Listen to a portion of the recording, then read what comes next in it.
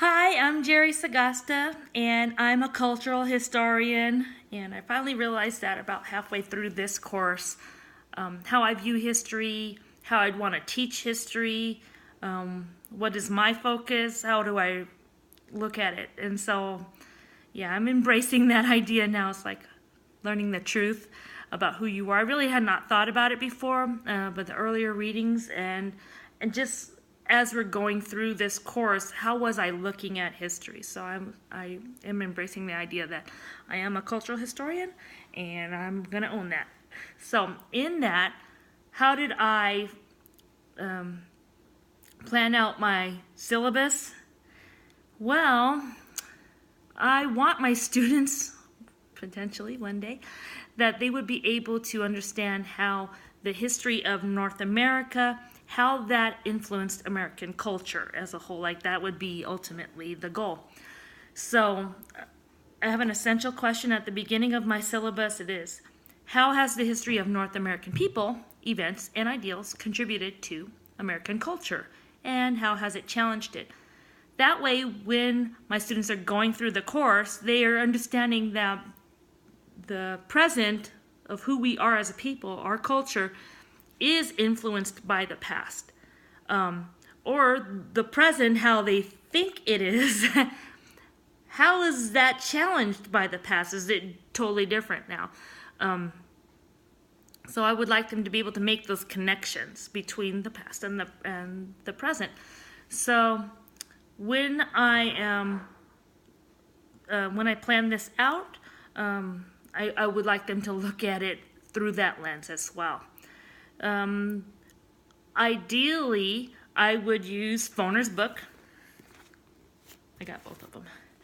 I would use Foner's books, one for the first half, one for the second half. I like that he brings up minorities and like women and African Americans and Native Americans. He actually does have sections that focus on that throughout history. So I think that's awesome because a lot of history books, they actually don't do that. They kind of just weave them in. And I like that Foner actually addresses them, not deeply, but enough that they're not ignored either. So I like Foner in that way. The way I sectioned or structured the syllabus, the 15 weeks. So like say the first half, the syllabus up until for pre-colonial Native Americans all the way to the Civil War.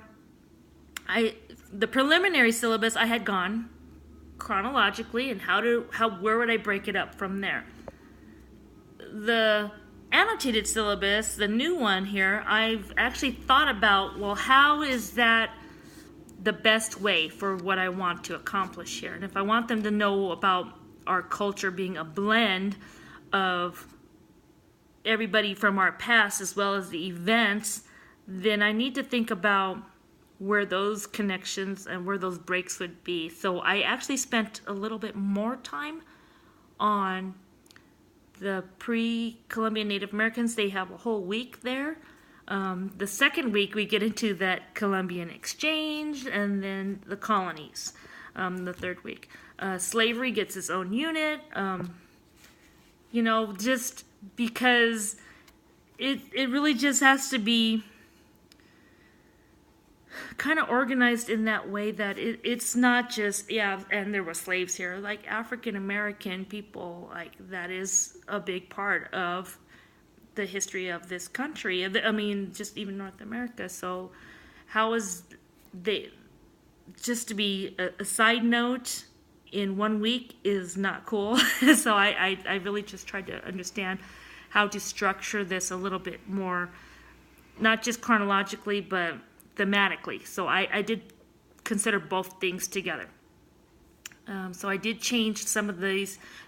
They're more thematic in a way.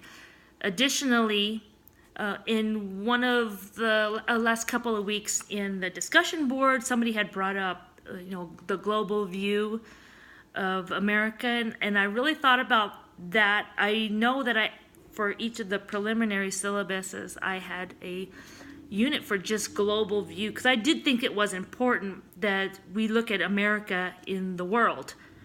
and how those things are connected. How do we influence the world, and how did it influence us during this time? I really think that I'm including that into the annotated syllabus. It won't be just one little blip at the end. It'll actually be woven in throughout the week, the global perspective as well, because we aren't just living over here in a bubble. That our interactions, our foreign policies, all of those things influenced other countries, but they also influenced us, our interactions, our trade, our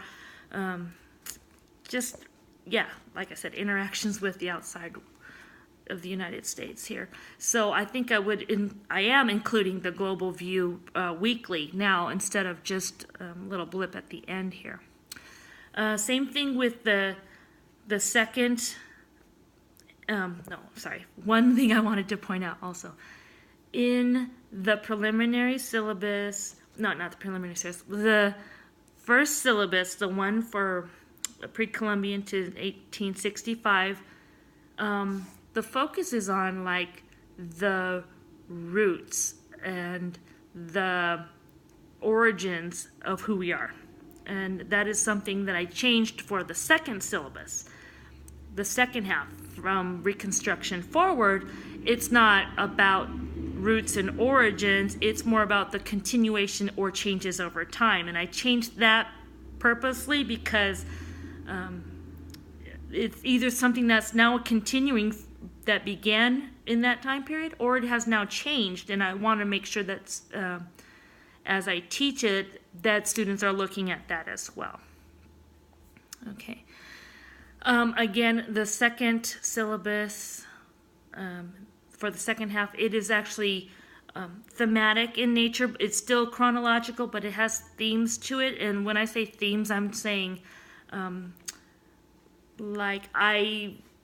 a great example is the Cold War. The Cold War occurs over a span of decades. And how do you teach that? Do you teach it chronologically? Do you teach decades? Or do you teach the Cold War and then you teach other things that happened at the same time the Cold War was happening? And that's the way I approached it. I think I start with the Cold War after World War II, and I go to the end, and then we'll go back and learn about civil rights. This is occurring at the same time the Cold War, so that they have some kind of knowledge or background to understand why people might have been acting or in a certain behavior, or why they might have been thinking a certain behavior. Same thing, I have a theme, I have one for just politics, and those things stem from the Cold War as well, but I'm not going to look at that just weekly. Politics from the 1950s to the present, I think that I'm just going to keep it that way, because after they've gotten this basis of this is what the Cold War was, teaching them the political history, they would be able to understand why those policies were the way they were, or why history occurred in that fashion. Again, the global perspective is woven in throughout the weeks, so that way we don't look at just what's happening here and why we're doing it. Like, we are interacting, especially if we're a superpower in the 20th century. This second syllabus, the global perspective, is even more important, so that we understand our interactions and even our domestic policies, how that might have been influenced by some foreign things that are happening. So that is that. And let me see here. One book that helped influence my thinking, it is the Dan Carter book, Politics of Rage. It shows a shift in the way conservatives were and how they are now. I think this really does make a connection with today, and I really think that it is an important book to have and use, because those shifts aren't always so apparent to us, or we hear about them and we don't always understand it. So I think Carter's book really helps understand that. Ooh, gosh. So I'm running out of time. So I just want to thank you for this time. I just wish you luck in your syllabus and your final project.